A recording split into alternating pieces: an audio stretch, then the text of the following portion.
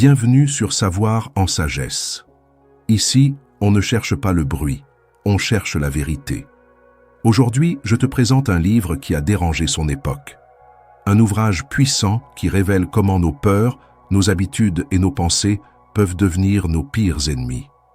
Ce n'est pas une histoire de mystère, c'est une leçon sur la maîtrise de l'esprit.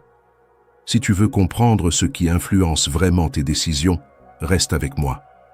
Parce que la liberté commence toujours par la conscience. Chapitre 1. Le secret caché pendant 70 ans. Il existe des livres qui apparaissent au bon moment et d'autres qui semblent attendre leur heure. Certains écrits sont publiés dès qu'ils sont terminés. D'autres, en revanche, restent cachés pendant des années, parfois des décennies, comme s'ils portaient un message trop fort pour leur époque. Ce premier chapitre nous plonge dans l'histoire d'un ouvrage particulier, longtemps resté dans l'ombre, et qui pose dès les premières pages une question troublante. Pourquoi un livre destiné à aider les individus à réussir aurait-il été considéré comme trop dangereux pour être publié? L'auteur de ce livre n'était pas un inconnu. Il s'agissait de Napoleon Hill, un homme déjà célèbre pour ses recherches sur la réussite personnelle. Il avait consacré une grande partie de sa vie à étudier les personnes les plus prospères de son temps. Son travail était simple dans son intention, mais immense dans son ambition. Comprendre pourquoi certains réussissent alors que d'autres échouent, et surtout découvrir si le succès obéit à des lois précises que chacun peut appliquer. Son livre le plus connu, Think and Grow Rich, avait déjà marqué des générations de lecteurs en expliquant que la pensée organisée, la détermination et un but clair pouvaient transformer une vie entière. Pourtant, après ce succès, Hill a écrit un autre manuscrit. Un texte plus audacieux, plus direct, plus dérangeant. Ce manuscrit allait devenir plus tard plus malin que le diable. Mais à l'époque de sa rédaction, le climat social et économique était fragile. Le monde venait de traverser une grande crise financière. Les gens avaient peur pour leur avenir. Les institutions, les systèmes éducatifs, les autorités religieuses et politiques occupaient une place centrale dans la société. Remettre en question les mécanismes invisibles qui influencent les esprits pouvait être perçu comme une provocation. Ce livre n'attaquait personne directement. Il ne dénonçait pas un gouvernement précis, ni une religion en particulier. Mais il faisait quelque chose de plus subtil et peut-être de plus puissant. Il invitait chaque individu à regarder en lui-même. Il suggérait que la plus grande force qui empêche les gens de réussir ne vient pas de l'extérieur. Elle ne vient pas uniquement des circonstances, de la pauvreté, du manque d'opportunités ou des injustices sociales. Elle vient surtout d'un état intérieur, d'une attitude mentale, d'un mode de pensée que l'auteur appelle la dérive. Pourquoi ce manuscrit est-il resté caché si longtemps? Parce qu'il allait plus loin que les livres traditionnels de développement personnel. Au lieu de simplement donner des conseils positifs et motivants, il mettait en lumière les mécanismes par lesquels l'être humain se sabote lui-même. Il parlait de peur, de conformisme, de paresse mentale, d'habitudes négatives et de dépendance aux opinions des autres. Il expliquait que la majorité des gens vivent sans véritable direction, influencés par leurs émotions, leurs doutes et les attentes sociales. Le livre utilisait une méthode surprenante pour exposer ses idées. Au lieu d'un simple essai ou d'un guide classique, il prenait la forme d'une interview imaginaire. L'auteur y dialogue avec une figure symbolique qu'il appelle le diable. Il ne s'agit pas d'une entité religieuse ou mystique. Il ne s'agit pas d'un personnage surnaturel à prendre au sens littéral. Cette figure représente en réalité l'ensemble des forces négatives qui influencent l'esprit humain. Elle symbolise la dérive mentale, c'est-à-dire cette tendance à vivre sans but clair, à remettre au lendemain, à suivre le courant sans réfléchir. À travers cette conversation fictive, l'auteur pose des questions directes à cette entité symbolique. Il lui demande comment elle parvient à contrôler les individus, comment elle installe la peur, comment elle encourage la procrastination et pourquoi tant de personnes abandonnent leurs rêves. Les réponses qu'il imagine sont simples, parfois dérangeantes, mais toujours claires. Elles montrent que cette force ne contraint personne par la violence. Elle agit par suggestion. Elle murmure des excuses. Elle propose des justifications. Elle installe le doute. Ce choix narratif était audacieux pour l'époque.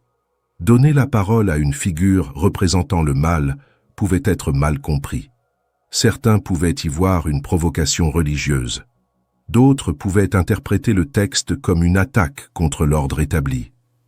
Pourtant, l'intention de l'auteur n'était pas de choquer. Elle était d'éveiller.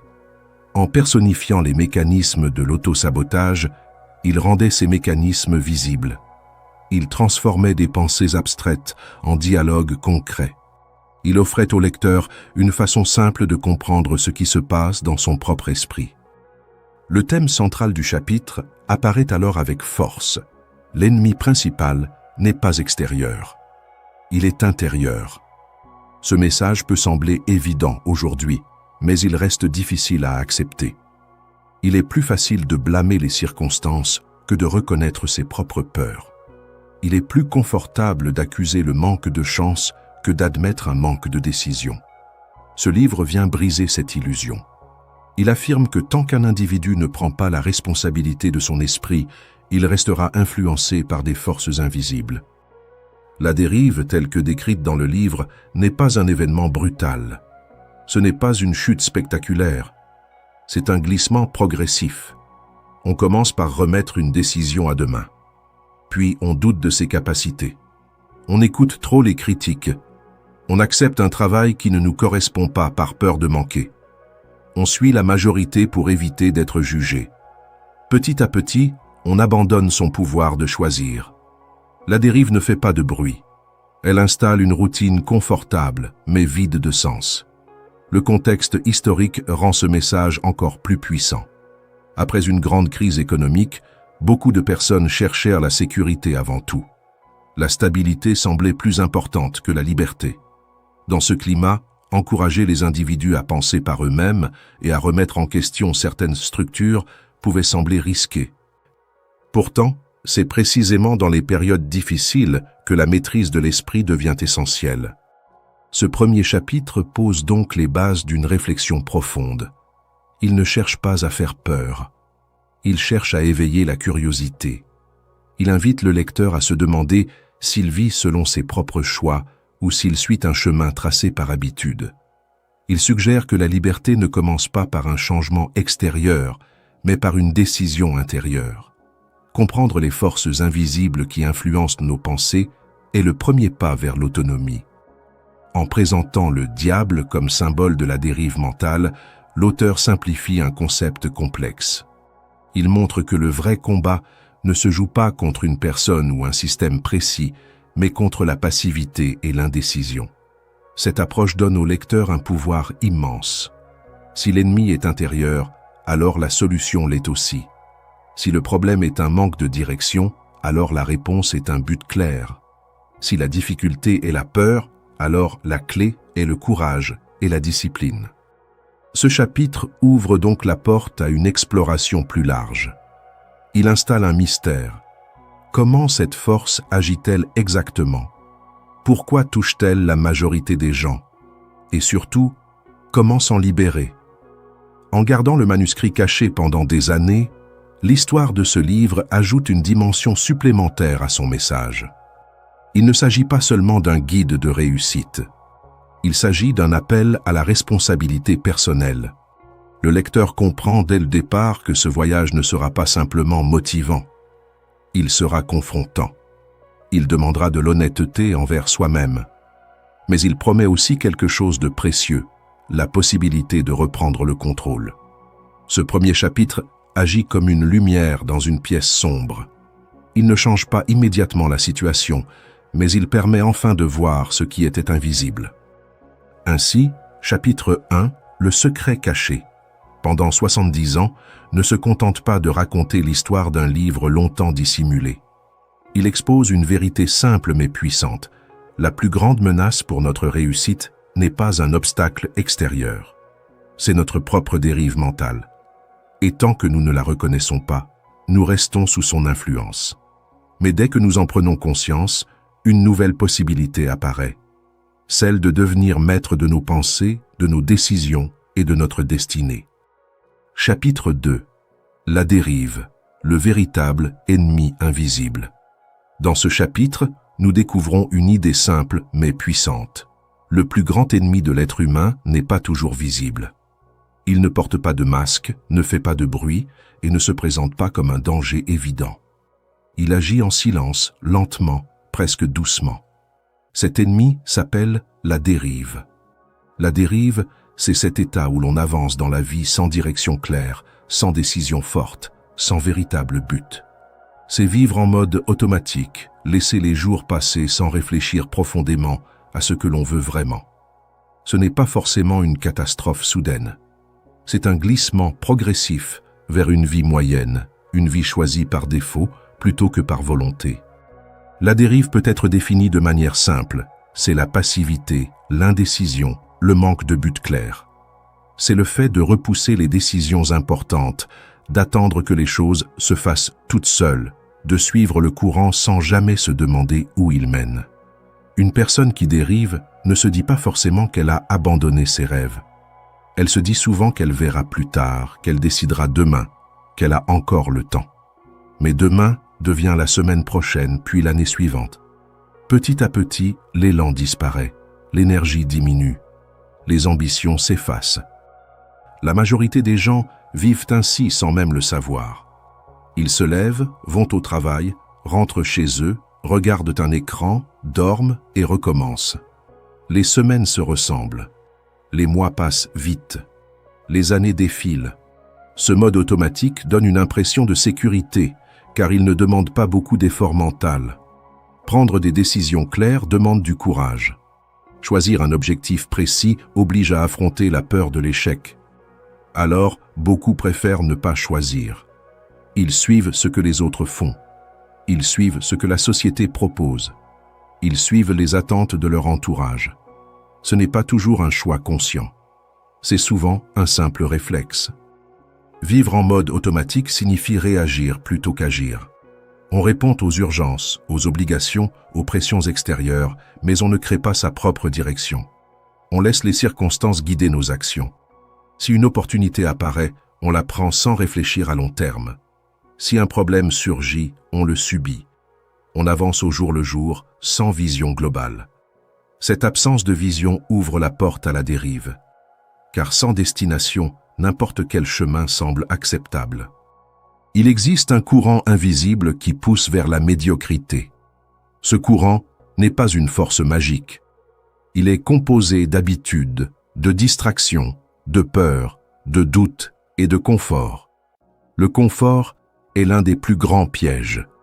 Quand tout est suffisamment stable, suffisamment supportable, on ne ressent pas l'urgence de changer. On se dit que ce n'est pas si mal. On s'habitue à une vie qui ne nous rend pas vraiment heureux, mais qui ne nous fait pas trop souffrir non plus. La médiocrité ne fait pas toujours mal. Elle endort doucement. Ce courant invisible agit chaque jour à travers de petites décisions. Regarder une série au lieu de travailler sur un projet personnel. Reporter une conversation importante. Remettre à plus tard un rêve qui semble trop grand. Choisir la facilité plutôt que l'effort. Individuellement, ces choix paraissent insignifiants. Mais accumulés sur des mois et des années, ils construisent une trajectoire. Et cette trajectoire mène souvent vers une vie ordinaire, loin des ambitions profondes que l'on avait autrefois. On perd le contrôle sans même s'en rendre compte. Au début, on pense toujours être aux commandes. On se dit que l'on pourrait changer si on le voulait vraiment. Mais plus le temps passe, plus les habitudes se renforcent. Les responsabilités augmentent. Les engagements se multiplient. Il devient plus difficile de modifier sa direction. Ce qui était temporaire devient permanent. Ce qui était un choix provisoire devient une situation fixe. La dérive transforme les petites concessions en chaînes invisibles. Beaucoup de personnes se réveillent un jour avec un sentiment étrange.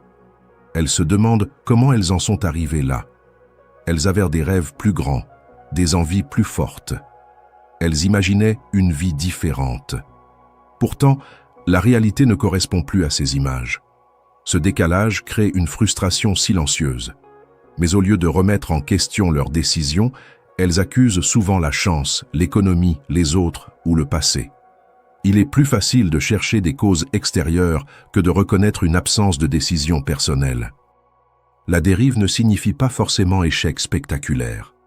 Elle se manifeste souvent par une vie moyenne. Un travail acceptable mais sans passion. Des relations correctes mais sans profondeur. Des projets commencés mais jamais terminés. Une impression constante de potentiel non utilisé. Ce potentiel inexploité est l'un des signes les plus clairs de la dérive. On sent que l'on pourrait faire plus, être plus, vivre plus intensément. Mais on ne passe pas à l'action. Pourquoi est-il si facile de tomber dans cet état? Parce que décider demande de la clarté. Et la clarté demande du temps de réflexion. Dans un monde rempli de distractions, peu de gens prennent le temps de s'asseoir et de réfléchir sérieusement à leur direction. Les réseaux sociaux, les obligations professionnelles, les divertissements permanents occupent l'esprit. On est occupé, mais pas forcément productif. On est stimulé, mais pas aligné. Cette agitation constante empêche de poser les vraies questions. Que veux-je vraiment? Où vais-je? Suis-je satisfait de ma trajectoire? La dérive est aussi liée à la peur. La peur de se tromper. La peur d'être jugé. La peur d'échouer. Quand on ne décide pas, on évite temporairement ces peurs. Tant que le choix n'est pas fait, l'échec n'est pas possible. Mais cette sécurité est une illusion. Car ne pas choisir est déjà un choix. C'est choisir de laisser les circonstances décider. C'est accepter que d'autres influencent notre avenir à notre place. Le message clé de ce chapitre est clair. Si tu ne décides pas, la vie décide pour toi. Chaque jour sans décision consciente est un jour où le hasard, les autres ou les habitudes prennent le contrôle. La vie n'attend pas. Le temps avance. Même l'inaction produit des résultats. Ne pas investir dans ses compétences produit un retard. Ne pas prendre soin de sa santé produit une baisse d'énergie. Ne pas nourrir ses relations produit de la distance. Le vide ne reste jamais vide. Il est toujours rempli par quelque chose. Décider, ce n'est pas seulement choisir un objectif. C'est affirmer une direction. C'est dire non à certaines choses pour pouvoir dire oui à d'autres. C'est accepter la responsabilité de ses choix.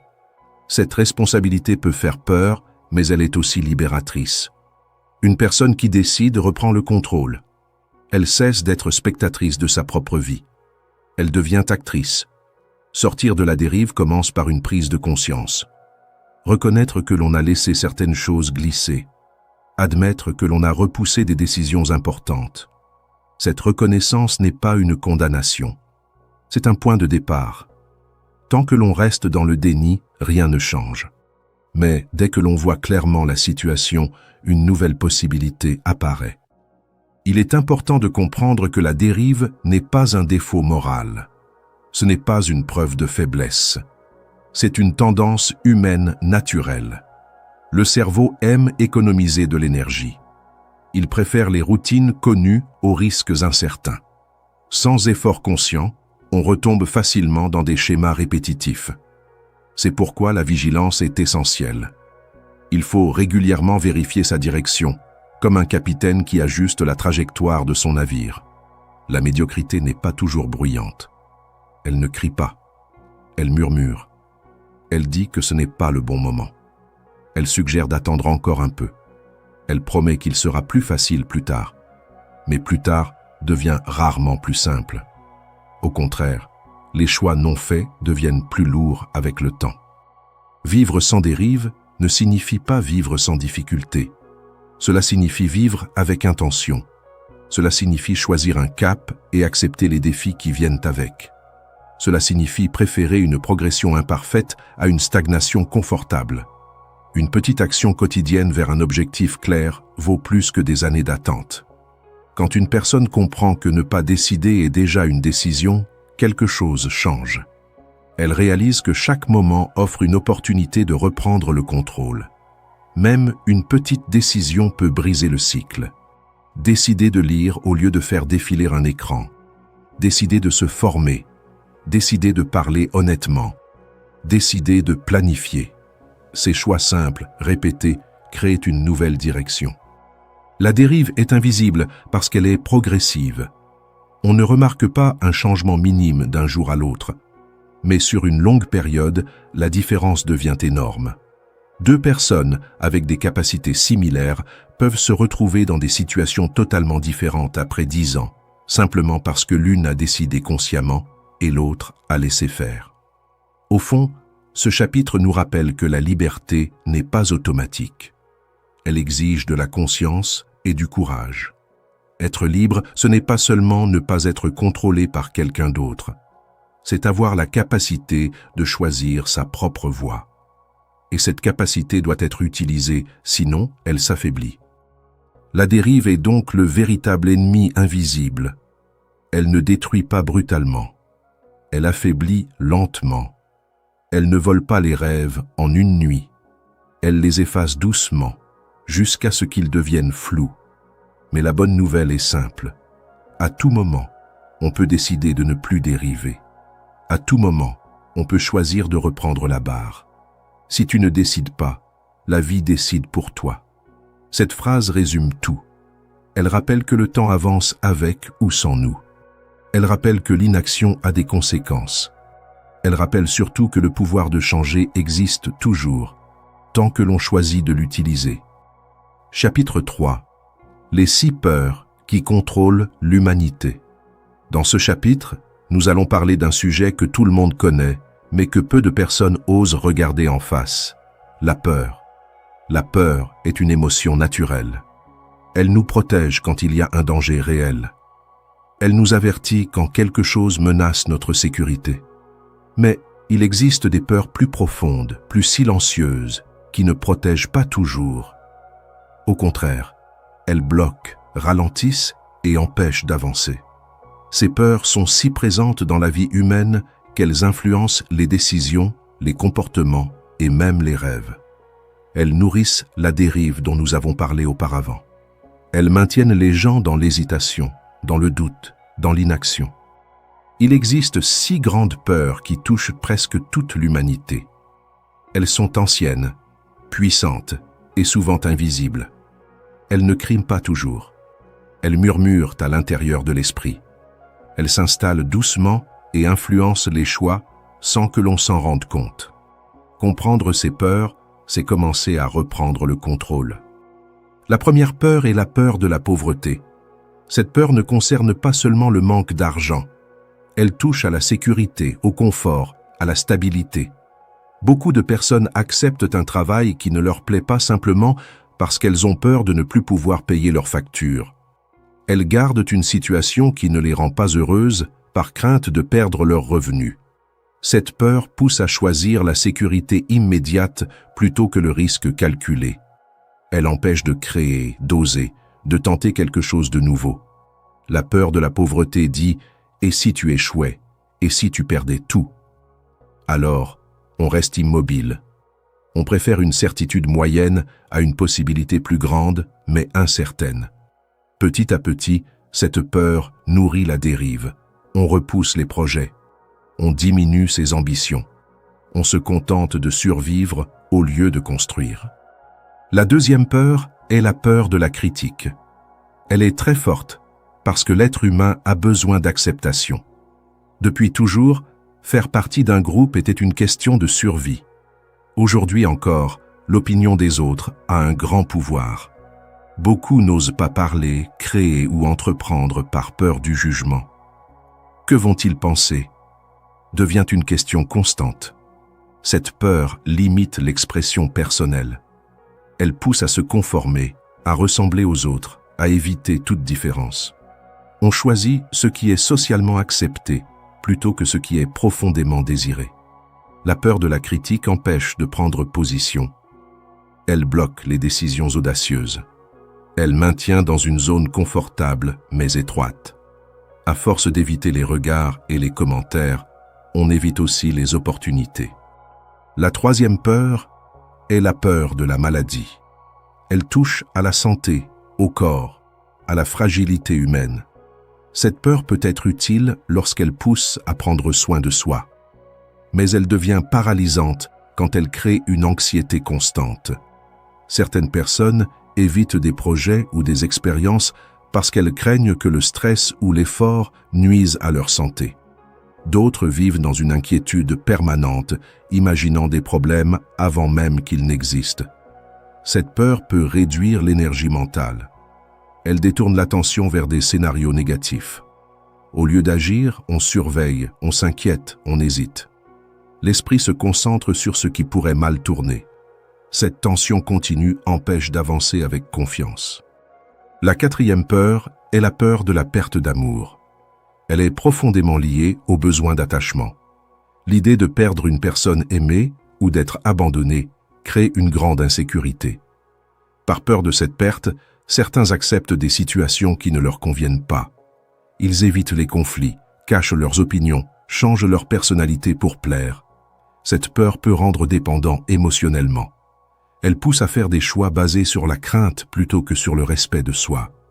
Au lieu de construire des relations solides et honnêtes, on construit des relations basées sur la peur de perdre.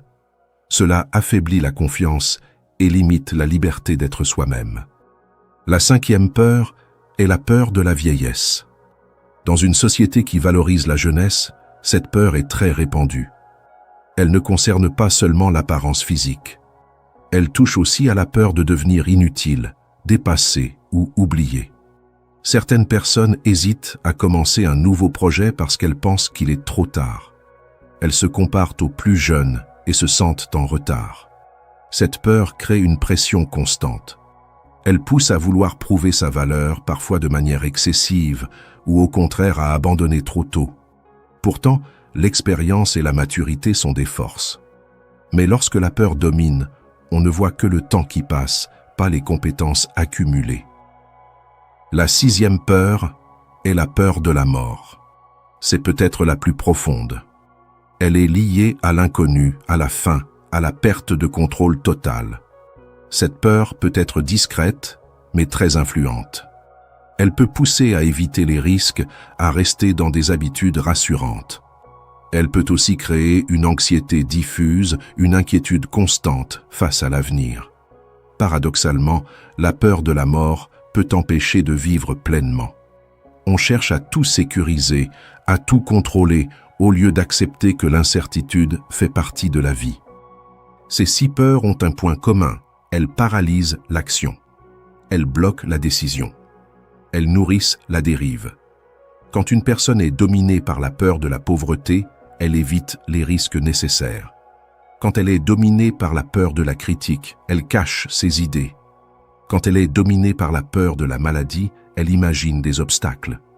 Quand elle est dominée par la peur de la perte d'amour, elle renonce à sa vérité. Quand elle est dominée par la peur de la vieillesse, elle doute de son potentiel. Quand elle est dominée par la peur de la mort, elle limite ses expériences. La peur agit souvent de manière subtile. Elle ne dit pas toujours « n'avance pas ». Elle dit plutôt « attends encore un peu ». Elle suggère que ce n'est pas le bon moment. Elle crée des excuses raisonnables. Elle semble logique. Mais derrière cette logique se cache souvent une simple crainte. Plus on écoute ses peurs sans les questionner, plus elles prennent de place. Elles deviennent des habitudes mentales. La dérive trouve un terrain parfait dans la peur. Une personne effrayée hésite. Une personne qui hésite tarde à décider. Et une personne qui ne décide pas laisse les circonstances choisir à sa place. Ainsi, la peur ne bloque pas seulement un moment précis. Elle influence toute une trajectoire. Elle transforme les rêves en idées lointaines. Elle réduit les ambitions à des projets jamais commencés. Pour sortir de cette influence, il faut d'abord reconnaître quelle peur est la plus active. Chacun ressent ces 6 peurs à différents niveaux, mais souvent une ou deux dominent plus que les autres. Certaines personnes sont principalement guidées par la sécurité financière. D'autres sont obsédées par l'opinion des autres. D'autres encore sont paralysées par la peur de perdre quelqu'un ou par l'idée du temps qui passe. Prendre conscience de sa peur principale est un acte puissant. Cela permet de comprendre certaines décisions passées. Cela éclaire des comportements répétés. Ce n'est pas un exercice pour se juger, mais pour se libérer. Une peur reconnue perd une partie de son pouvoir. une peur ignorée, grandit dans l'ombre. Il est important de comprendre que le courage ne signifie pas l'absence de peur. Le courage signifie agir malgré la peur. Les personnes qui réussissent ne sont pas celles qui ne ressentent rien. Ce sont celles qui avancent même quand elles doutent. Elles reconnaissent leurs craintes, mais elles ne les laissent pas diriger leurs choix. Chaque fois que l'on repousse une action importante, il est utile de se poser une question simple. Quelle peur est en train de me retenir? Est-ce la peur de manquer d'argent? Est-ce la peur d'être jugé? Est-ce la peur de perdre quelque chose? Cette question apporte de la clarté. Et la clarté ouvre la porte à la décision. Les peurs deviennent dangereuses quand elles contrôlent sans être identifiées. Elles deviennent gérables quand elles sont nommées. En les observant avec honnêteté, on commence à voir qu'elles sont souvent exagérées. L'esprit imagine des scénarios extrêmes. Il amplifie les risques. Mais dans la réalité, beaucoup de ces scénarios ne se produisent jamais. Ce chapitre nous invite donc à une réflexion profonde. Si la dérive est le courant qui nous éloigne de nos objectifs, les peurs sont le vent qui alimente ce courant. Elles influencent nos choix quotidiens. Elles déterminent si nous avançons ou si nous restons immobiles. Alors, la question reste en suspens, simple mais puissante. Laquelle te contrôle en ce moment? Est-ce la peur de perdre ta sécurité, la peur du regard des autres, la peur de tomber malade, la peur d'être abandonné, la peur de vieillir ou la peur de mourir? Identifier cette peur, c'est déjà commencer à reprendre le pouvoir. Car tant que la peur agit dans l'ombre, elle décide à ta place. Mais dès que tu la regardes en face, tu retrouves la possibilité de choisir ta propre direction. Chapitre 4. Les pièges modernes qui endorment ton esprit. Nous vivons dans une époque où tout va vite. Les informations circulent sans arrêt, les écrans sont toujours allumés, les opinions se multiplient et les distractions sont partout. En apparence, nous avons plus de liberté que jamais. Nous pouvons apprendre, créer, communiquer et entreprendre plus facilement qu'avant. Pourtant, malgré toutes ces possibilités, beaucoup de personnes se sentent perdues, fatiguées mentalement, sans direction claire. Leur esprit semble actif, mais en réalité, il est souvent endormi. Ce sommeil n'est pas visible. Il ne ressemble pas à un repos paisible. C'est plutôt un état de distraction constante, de confusion, de dépendance aux influences extérieures. Ce chapitre parle des pièges modernes qui affaiblissent la pensée, réduisent la concentration et rendent l'esprit plus facile à manipuler. Le premier piège est la procrastination. Reporter à plus tard est devenu presque normal. On se dit que l'on commencera demain, que l'on aura plus d'énergie la semaine prochaine, que le moment idéal n'est pas encore arrivé. La procrastination semble inoffensive. Elle donne même une illusion de contrôle, car on croit toujours pouvoir agir plus tard. Mais plus on repousse, plus l'action devient difficile. Les tâches s'accumulent, la pression augmente et la confiance diminue. Ce n'est pas seulement un problème d'organisation, c'est un mécanisme mental. Procrastiner, c'est souvent éviter une peur ou un inconfort. On préfère une distraction immédiate à un effort qui demande de la discipline. Petit à petit, cette habitude affaiblit la volonté. Elle envoie un message au cerveau, ce n'est pas urgent, ce n'est pas important. Pourtant, ce sont souvent les actions repoussées qui pourraient transformer la vie. La procrastination endort l'esprit parce qu'elle empêche la confrontation avec la réalité. Au lieu d'affronter un défi, on s'en éloigne. Au lieu de prendre une décision, on attend. Cet état d'attente devient une routine. On devient spectateur de ses propres projets. Le temps passe et l'énergie se disperse. Ce comportement nourrit la dérive dont nous avons déjà parlé. Ne pas agir aujourd'hui signifie laisser le hasard décider demain.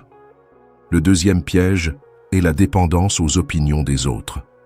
Avec les réseaux sociaux et la communication permanente, il est devenu facile de comparer sa vie à celle des autres. Les avis, les commentaires et les jugements circulent rapidement. Beaucoup cherchent l'approbation avant même de faire un choix. Est-ce que cela va plaire devient plus important que est-ce que cela me correspond. Cette dépendance affaiblit l'identité personnelle. Elle pousse à adapter ses décisions pour éviter la critique ou pour obtenir des compliments. Quand l'esprit dépend constamment des validations extérieures, il perd sa stabilité. Les émotions montent et descendent selon les réactions des autres. Une critique peut bloquer une initiative. Un commentaire négatif peut arrêter un projet. Au lieu de construire une conviction intérieure solide, on construit une image fragile qui dépend du regard extérieur. Cette fragilité rend l'esprit influençable. Plus on cherche l'approbation, plus on laisse les autres décider de notre valeur. Le troisième piège est le manque de but clair. Sans objectif précis, l'énergie se disperse.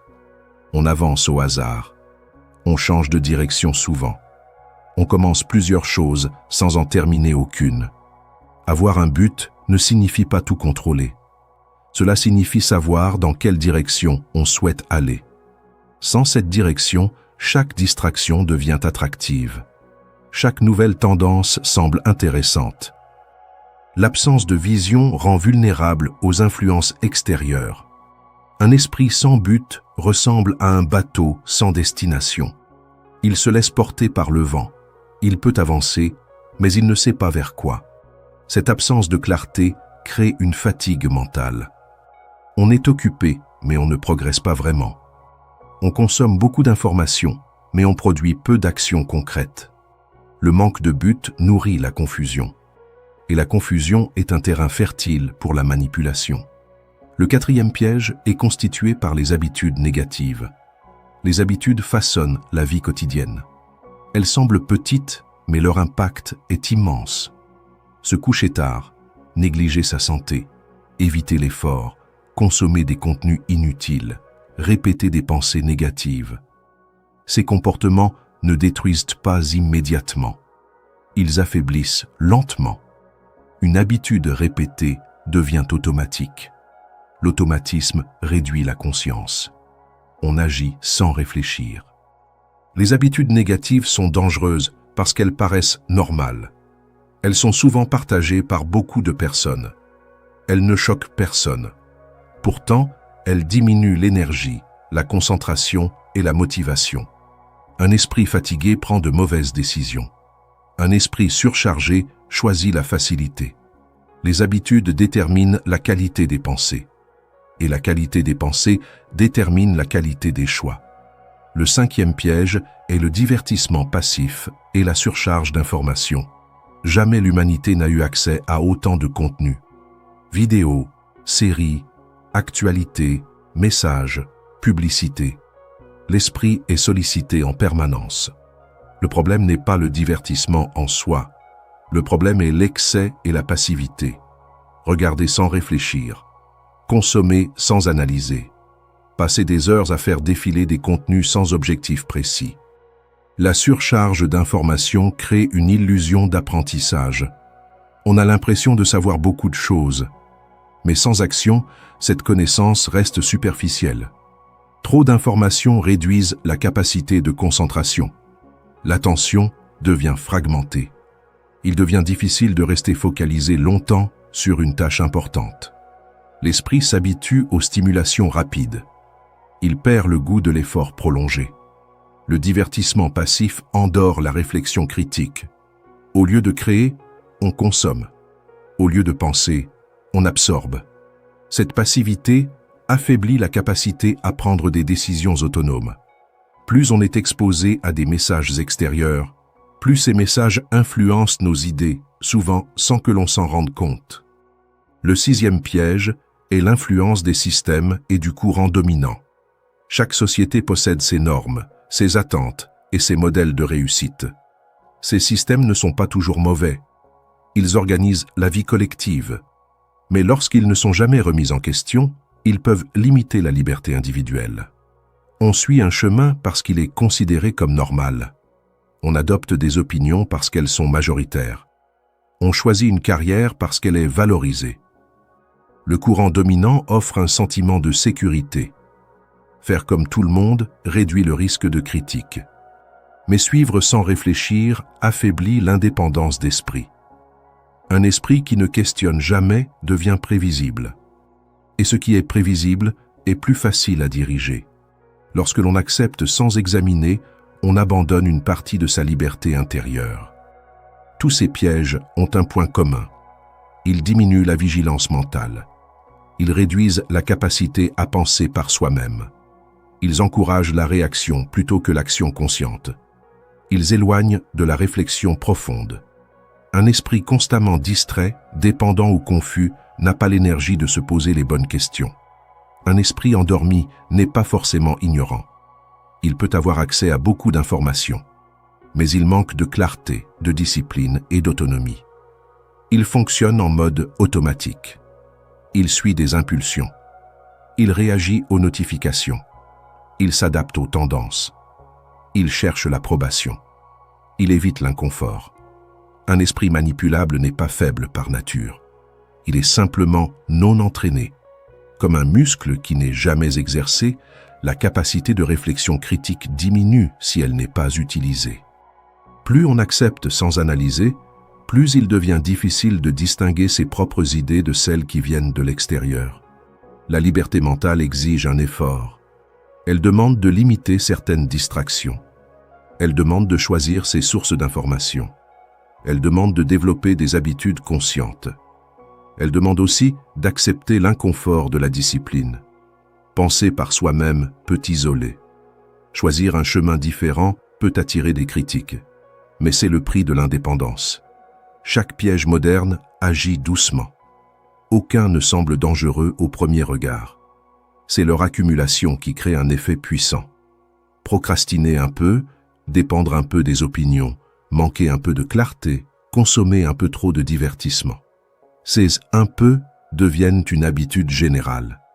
Et cette habitude façonne toute une vie. Reprendre le contrôle commence par une prise de conscience. Observer ses journées. Identifier les moments de distraction. Reconnaître les influences extérieures. Se demander si les décisions prises viennent d'un choix réfléchi ou d'une impulsion. Cette observation ne doit pas être accusatrice. Elle doit être honnête. Un esprit éveillé ne signifie pas vivre sans distraction ni divertissement. Cela signifie choisir consciemment. Cela signifie décider quand agir, quand se reposer et quand apprendre. Cela signifie développer une vision personnelle plutôt que suivre automatiquement le courant dominant. Le message central de ce chapitre est clair et direct. Un esprit endormi est un esprit manipulable. Lorsque la vigilance disparaît, l'influence extérieure augmente. Lorsque la discipline diminue, la dépendance grandit. Lorsque la clarté manque, la confusion s'installe. Et dans la confusion, il est facile de diriger quelqu'un sans qu'il s'en rende compte. Mais la bonne nouvelle est que l'éveil est toujours possible. Chaque petite décision consciente renforce l'autonomie. Chaque habitude positive construit une base solide. Chaque moment de réflexion personnelle réveille l'esprit. La liberté mentale n'est pas un état permanent obtenu une fois pour toutes. C'est une pratique quotidienne. Elle exige de la constance. Elle exige du courage. Elle exige de la responsabilité. Chapitre 4 nous rappelle que le monde moderne offre des opportunités immenses, mais aussi des pièges subtils. Apprendre à reconnaître ces pièges, c'est déjà commencer à s'en libérer, car un esprit conscient, discipliné et clair ne se laisse pas facilement influencer. Il choisit sa direction au lieu de subir celle des autres. Chapitre 5 le pouvoir de la pensée indépendante. Après avoir exploré les peurs qui paralysent et les pièges modernes qui endorment l'esprit, il devient essentiel de comprendre qu'il existe une autre voie. Certains individus semblent moins influencés, moins manipulables, plus stables face aux pressions extérieures. Ils ne sont pas forcément plus intelligents ni plus chanceux. Leur différence principale réside dans leur manière de penser. Ils ont développé une pensée indépendante. Ce chapitre explique ce qu'est réellement un esprit libre et pourquoi il représente une force puissante dans un monde rempli d'influences. Un esprit libre n'est pas un esprit rebelle qui s'oppose à tout. Ce n'est pas quelqu'un qui refuse systématiquement les règles ou les conseils. Un esprit libre est une personne capable de réfléchir par elle-même. C'est quelqu'un qui analyse avant d'accepter une idée. C'est quelqu'un qui prend ses décisions en fonction de ses valeurs et de ses objectifs, et non uniquement en fonction des opinions dominantes. La liberté mentale signifie avoir la capacité de choisir sa direction sans être constamment tiré par les attentes des autres. Un esprit libre se pose des questions. Il ne se contente pas d'imiter. Il observe, compare, réfléchit. Il écoute les autres, mais il garde son propre jugement. Cette capacité demande du courage, car penser différemment peut attirer des critiques. Pourtant, sans cette indépendance, il est facile de suivre le courant sans même s'en rendre compte. La pensée indépendante est donc une forme de protection. Elle protège contre la manipulation, contre les tendances passagères et contre les décisions prises sous pression. Au cœur de cette indépendance se trouve un élément fondamental, un but défini majeur.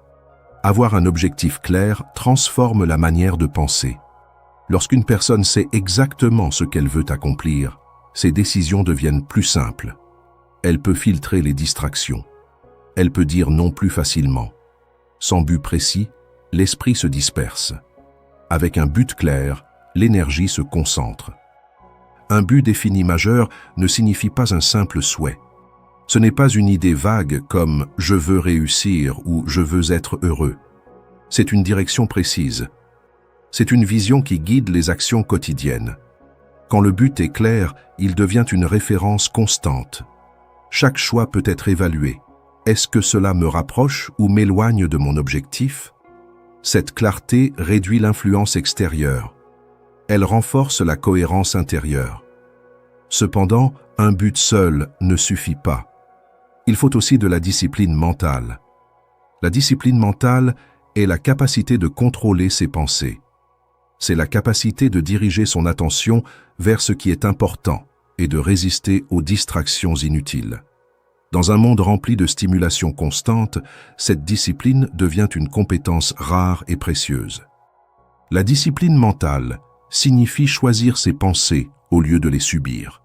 Cela implique de remplacer les doutes excessifs par des réflexions constructives. Cela implique de refuser de nourrir des idées négatives qui n'apportent aucune solution. L'esprit, s'il n'est pas dirigé, peut facilement se concentrer sur les peurs et les scénarios pessimistes. La discipline consiste à reprendre ce contrôle. Elle exige de la pratique quotidienne. Une autre caractéristique essentielle de la pensée indépendante est la capacité de prendre des décisions rapides. Beaucoup de personnes hésitent longtemps avant de choisir. Elles analysent trop, doutent trop, attendent le moment parfait. Pendant ce temps, les opportunités passent. Une décision rapide ne signifie pas une décision irréfléchie. Cela signifie une décision basée sur des principes clairs et un objectif défini. Les personnes qui pensent de manière indépendante n'attendent pas l'approbation générale. Elles évaluent la situation, considèrent les informations disponibles et choisissent. Elles savent que l'indécision prolongée crée de la confusion. Elles acceptent que toute décision comporte un risque, mais elles préfèrent avancer plutôt que rester immobiles. Cette rapidité renforce la confiance en soi. Plus on décide, plus on développe la capacité à décider. La persévérance face à l'échec est également un élément central. Une pensée indépendante ne garantit pas le succès immédiat. Au contraire, elle peut conduire à des erreurs. Mais la différence réside dans la réaction face à ces erreurs. Beaucoup abandonnent au premier obstacle, car ils interprètent l'échec comme une preuve d'incapacité. Une personne dotée d'une pensée indépendante voit l'échec comme une information, non comme une condamnation. La persévérance est la capacité de continuer malgré les difficultés. Elle repose sur la conviction que le but vaut l'effort. Elle nécessite une stabilité intérieure. Les critiques, les retards et les obstacles ne détruisent pas la motivation. Ils deviennent des étapes d'apprentissage. Cette attitude réduit l'influence des opinions négatives. Elle renforce la résistance mentale. La maîtrise des émotions joue aussi un rôle déterminant. Les émotions sont naturelles et nécessaires. Elles donnent de la couleur à la vie. Mais lorsqu'elles dominent les décisions, elles peuvent créer des choix impulsifs. La colère, la peur, l'enthousiasme excessif ou la tristesse peuvent influencer les actions de manière irrationnelle. Un esprit indépendant apprend à observer ses émotions sans en être esclave. Cela ne signifie pas les supprimer, mais les comprendre. Avant de réagir, il prend un moment pour réfléchir. Cette pause crée un espace entre l'émotion et l'action. Dans cet espace se trouve la liberté de choisir. La maîtrise émotionnelle renforce la stabilité. Elle empêche les manipulations basées sur la peur ou l'excitation. L'attitude mentale positive complète cette structure. Une attitude positive ne consiste pas à ignorer les problèmes. Elle consiste à croire que des solutions existent. Elle consiste à garder confiance dans sa capacité à progresser. Cette attitude influence la perception des événements. Deux personnes peuvent vivre la même situation et en tirer des conclusions différentes. L'une verra une injustice insurmontable. L'autre verra une opportunité de croissance. L'attitude positive soutient la persévérance. Elle alimente la discipline. Elle renforce la clarté du but. Sans elle, les obstacles semblent plus grands qu'ils ne le sont réellement. Avec elle, les difficultés deviennent temporaires. Cette manière de penser attire également des environnements plus constructifs.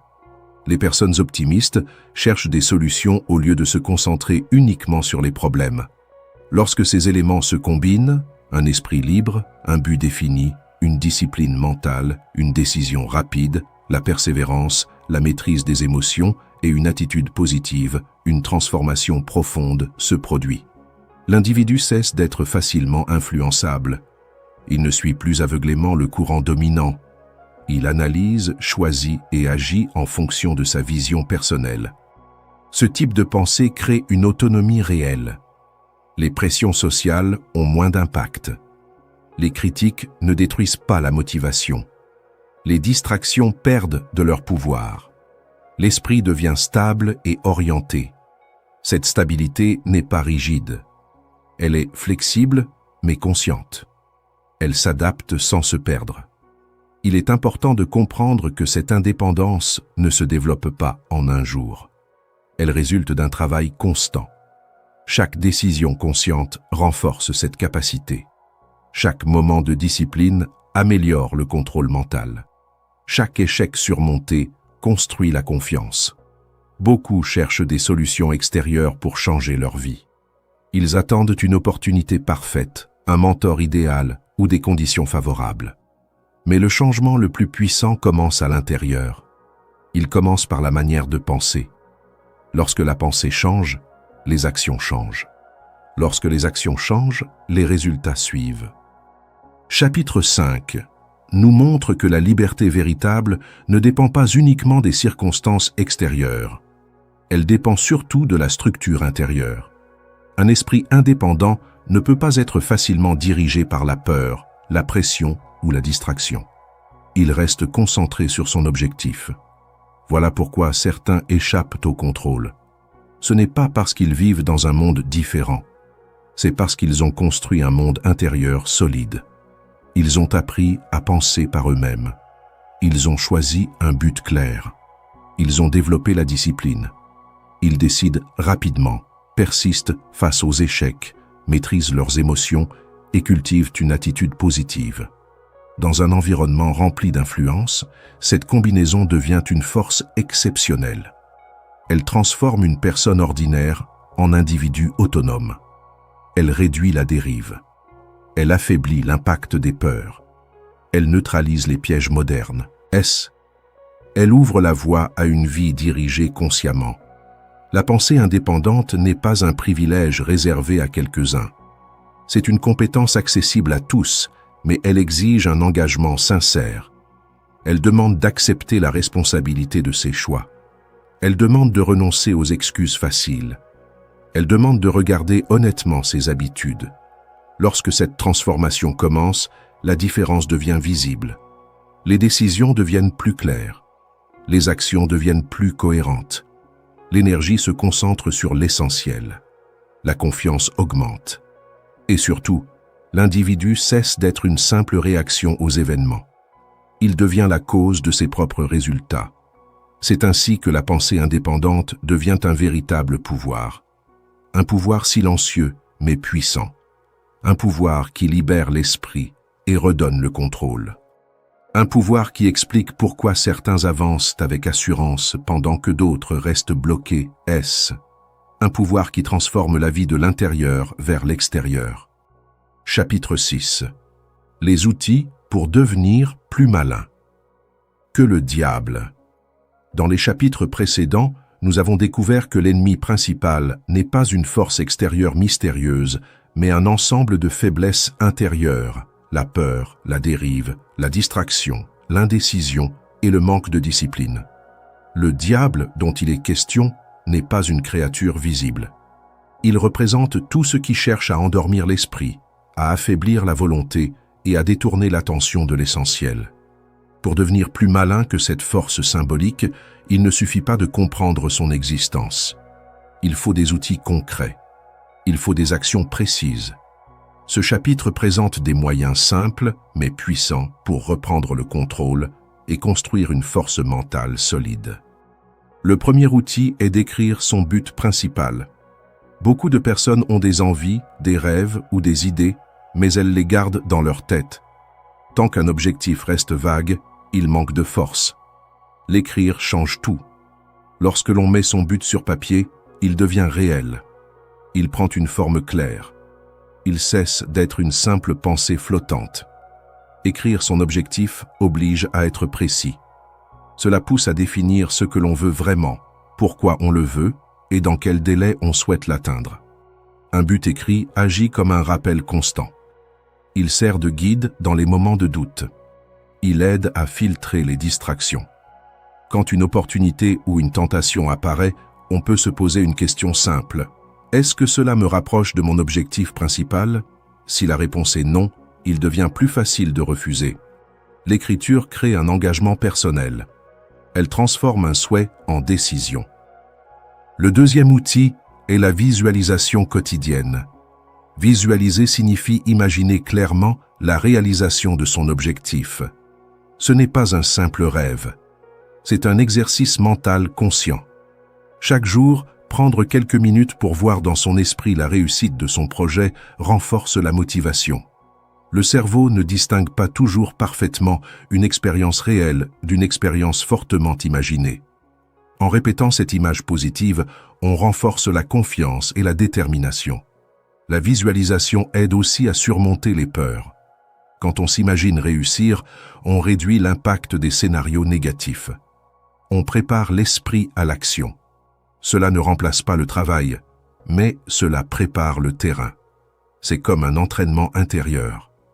Les sportifs utilisent cette technique pour améliorer leur performance. De la même manière, toute personne peut l'utiliser pour renforcer sa concentration et sa persévérance. Le troisième outil est un plan d'action précis. Avoir un objectif sans plan est comme vouloir voyager sans carte. Le but indique la destination, mais le plan montre le chemin. Un plan d'action divise un grand objectif en petites étapes concrètes. Ces étapes rendent le projet moins intimidant. Elles permettent de mesurer les progrès. Chaque petite victoire renforce la confiance. Un plan précis réduit la procrastination. Quand on sait exactement quoi faire, il devient plus difficile de repousser. L'incertitude nourrit l'hésitation. La clarté encourage l'action. Même si le plan doit être ajusté en cours de route, il offre une structure. Il donne une direction quotidienne. Il transforme une ambition lointaine en tâche réalisable. Le quatrième outil est l'acquisition de connaissances spécialisées. Le savoir général est utile, mais il ne suffit pas toujours pour atteindre un objectif précis. Il faut apprendre ce qui est directement lié à son projet. Les connaissances spécialisées donnent un avantage. Elles augmentent la compétence. Elles renforcent la crédibilité. Apprendre en continu maintient l'esprit actif et éveillé. Cela empêche la stagnation. Plus on développe des compétences spécifiques, plus on devient autonome. On dépend moins des autres pour résoudre des problèmes. Cette autonomie réduit l'influence extérieure. Elle augmente la confiance en soi. Le diable, symbolique, profite de l'ignorance et du manque de préparation. La connaissance affaiblit son pouvoir. Le cinquième outil est la maîtrise de soi. Sans contrôle personnel, les meilleurs plans peuvent échouer. La maîtrise de soi signifie contrôler ses impulsions, ses émotions et ses réactions.